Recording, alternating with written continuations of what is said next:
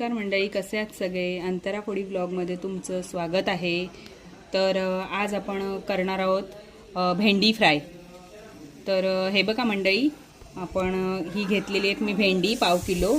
त्याच्यानंतर इकडे हे फ्रायसाठी लागणारं मी साहित्य घेतलेलं आहे। हे मीठ घेतलेलं आहे अर्धा चमचा, ही हळद घेतलेली आहे अर्धा चमचा, हे एक मोठा चमचा बेसन घेतलेला आहे। त्याच्यानंतर ही वाटीमध्ये तेल घेतलेलं आहे। हे तुम्हाला लागेल तसं तुमच्या ह्याच्यानुसार घ्या, किती भेंडी असेल त्यानुसार। आणि हे एक वाटी खोबरं घेतलेलं आहे। तर आता आपण भेंडी कट करून घेऊया। तर आता आपण हे बघा, मी भेंडी दाखवते तुम्हाला कट करून कशी ती।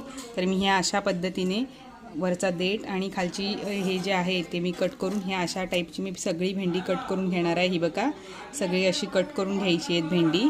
आणि त्याच्यानंतर जे घेतलेलं सगळं साहित्य ते एकजीव करून मग ह्यामध्ये हे असं मिश्रण भरायचं आहे। बघा, तर मी पद्धतीने ही भेंडी भरून झालेली आहेत आणि आता आपण फ्राय करायला घेऊया। तर बघा, मी पॅन गरम करत ठेवले आणि त्याच्यामध्ये आपण हे तेल घालणार आहोत। जसं लागेल तसंच तेल घालायचं आहे आणि हे मी तेल घातलेलं आहे। आणि आता आपण एक एक भेंडा त्याच्यावर ठेवून